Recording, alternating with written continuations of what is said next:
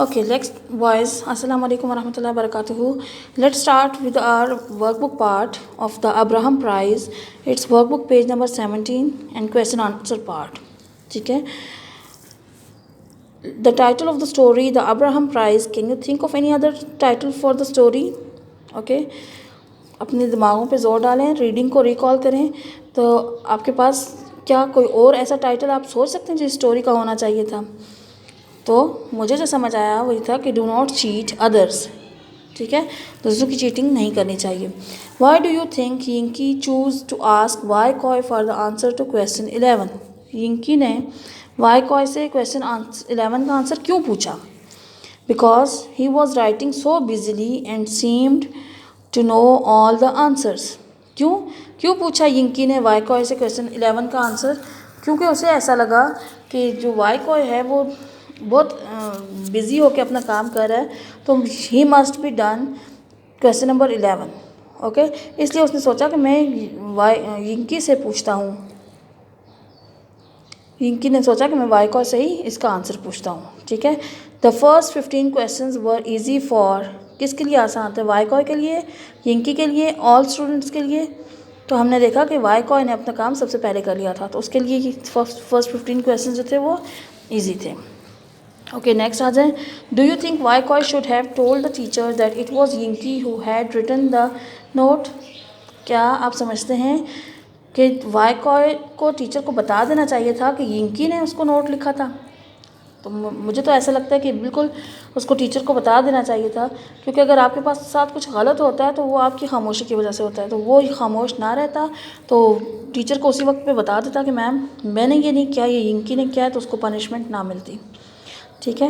The teacher did not see Yinki's throw the note to Wai Koi, but he did see Wai Koi throw the note back to Yinki. True और false? True है. ठीक है.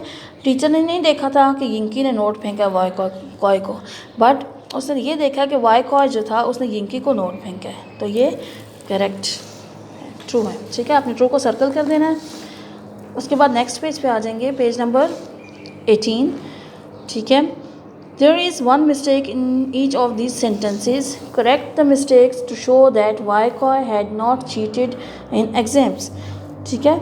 इन sentences जो हमारे पास ये नीचे दिए गए हैं, इनमें कुछ मिस्टेक्स हैं. आपने उन मिस्टेक्स को अंडरलाइन करना है और उसको करेक्ट करके नीचे लिखना है. Yinki's note was written with a pencil. ठीक है. यिंकी ने जो नोट लिखा था वाई कॉय को वो पेंसिल से लिखा हुआ था, ये कह रहे हैं. ठीक है. लेकिन हमें पता है कि वो नोट जो था वो एक पेन से लिखा हुआ था. So underline a pencil and rewrite it. Yinki's note was written with a pen. Okay, with a pen. Next देखें, Wai Koi wrote the exam with a pen. Wai Koi wrote the exams, pen को underline कर देंगे, with a pencil. ठीक है. Wai coy जो था वो pencil से लिख रहा था. Wai Koi had a pen and a pencil. तो एंड अ पेन एंड को रेस कर देंगे. Wai Koi had a pencil, Wai Koi के पास पेन नहीं था. ठीक है. At the time the teacher saw him throwing the note back, Wai Koi had not completed question 11. यहाँ पे आप नॉट को कट कर देंगे और यही सेंटेंस यहाँ पे पूरा लिख देंगे. ठीक है. Wai Koi had completed question 11. Okay. The hand writing in the note was the same as Wai Koi's. तो आप द सेम को कट कर देंगे. The hand writing in the note was not the same as Wai Koi's. ठीक है. उसकी hand writing Y coy जैसी नहीं थी. What might have happened if Vaikoy had not noticed the pen in the old man's pocket? क्या होता अगर वाईकॉय जो है वो ओल्ड मैन की पॉकेट में पेन ना देखता? तो he might not have realized that he could prove his innocence. वो कभी ये ना सोचता कि मैं अपनी इनोसेंस को प्रूव कर सकता हूँ. ठीक है. उसने पेन को देखा तो उसको वो नोट याद आ गया, और उसको नोट याद आया तो उसको ये याद आ गया कि नहीं, ये जो चीज़ थी ये वो नोट जो था वो पेन से लिखा हुआ था और मैंने पेंसिल से लिखा है. If you find out that one of your classmates is cheating in test, what will you do? आपको अगर ये देखते हैं आप कि आपकी क्लास में से कोई बच्चा चीटिंग कर रहा है तो आप क्या करेंगे? पे नो अटेंशन, कोई अटेंशन नहीं देंगे. टेल द टीचर इमीडिएटली, अपनी टीचर को जल्दी से बताएंगे.